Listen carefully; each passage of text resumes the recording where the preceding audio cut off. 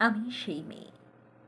বাসে ট্রেনের রাস্তায় আপনি যাকে রোজ দেখেন, যার শাড়ি, কপালের টিপ, কানের দুল আর পায়ের গোড়ালি আপনি রোজ দেখেন। আর আরও অনেক কিছু দেখতে পাবার স্বপ্ন দেখেন। স্বপ্নে যাকে ইচ্ছে মতো দেখেন। আমি সেই মেয়ে। বিহারের প্রত্যন্ত গ্রামে দিনের আলোয় যার ছায়া মারানো আপনার ধর্মের নিষিদ্ধ, আর রাতের গভীরে যাকে বস্তি থেকে তুলে আনতে পাইক বরকন্দাজ পাঠান আপনি, আর সুসজ্জিত বিছানায় যার জন্য অপেক্ষায় অধীর হয় আপনার রাজকীয় লামপট্ট, আমি সেই মেয়ে। আমি সেই মেয়ে আসামের চা বাগানের ঝুপড়ি কামিন বস্তি থেকে যাকে আপনি নিয়ে যেতে চান সাহেবি বাংলোয় মধ্যরাতে, ফায়ার প্লেসের ঝলসে ওঠা আলোয় মোদির চোখে দেখতে চান যার অনাবৃত শরীর। আমি সেই মেয়ে। রাজস্থানের শুকনো উঠোন থেকে পিপাসার জল আনতে যাকে আপনি পাঠিয়ে দেন 10 মাইল দূরে সরকারি ইদারায়, আর 20 মাইল হেঁটে ক্লান্ত বিধ্বস্ত যে রমণী ঘরা কাঁখে ঘরে ফিরলেই যাকে বসিয়ে দেন চুলোর আগুনের সামনে আপনার রুটি বানাতে, আমি সেই মেয়ে।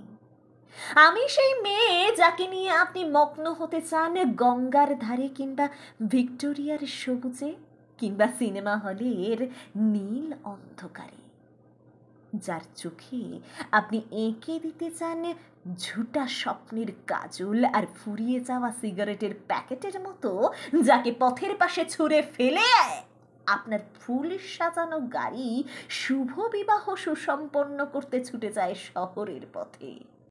কোণে দেখা আলোর গধূলিতে একা দাঁড়িয়ে থাকা আমি সেই মেয়ে। আমি সেই মেয়ে, এমনকি দেবতারাও যাকে ক্ষমা করেন না। অহংকার আর শক্তির দম্ভে যার গর্ভে রেখে যান কুমারীর অপমান, আর চোখের জলে কুন্তি হয়ে নদীর জলে বিসর্জন দিতে হয় কর্ণকে আত্মযোগে। আমি সেই মেয়ে। সংসারে অসময়ে আমি ভরসা। আমার ছাত্র পড়ানো টাকায় মায়ের ওষুধ কেনা হয়। আমার বাড়তি রোজগারে ভাইয়ের বই কেনা হয়। আমার সমস্ত শরীরে প্রবল বৃষ্টিতে ভিজতে থাকে।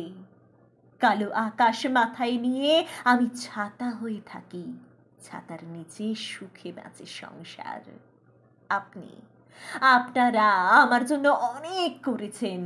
সাহিত্যে, কাব্যে, শাস্ত্রে, লোকাচারে আমাকে মা বলে পুজো করেছেন। প্রকৃতি বলে আদিক্ষেতা করেছেন, আর শহরগঞ্জের কানা গলিতে ঠোঁটে রং মাখিয়ে কুপি হাতে দাঁড় করিয়েও দিয়েছেন। হ্যাঁ, আমি সেই মেয়ে। একদিন হয়তো হয়তো একদিন হয়তো অন্য কোনো একদিন আমার সমস্ত মিথ্যে পোশাক ছুঁড়ে ফেলে দিয়ে আমি হয়ে উঠব সেই অসামান্যা। খোলা চুল মেঘের মতো ঢাকবে আমার খোলা পিঠ। দু চোখে জ্বলবে ভীষণ আগুন।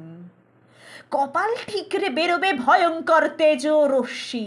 হাতে ঝলসে উঠবে সেই খড়গ। দু পায়ের নুপুরে বেজে উঠবে রণদুন্দভি। নৃশংস অট্টহাসিতে ভরে উঠবে আকাশ।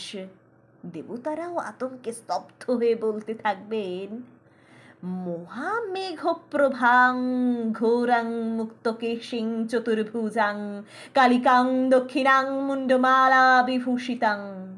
বিভৎস দাবানলের মতো আমি এগোতে থাকব, আর আমার এগিয়ে যাবার পথের দুপাশে মুন্ডহীন অসংখ্য দেহ ছটফট করতে থাকবে।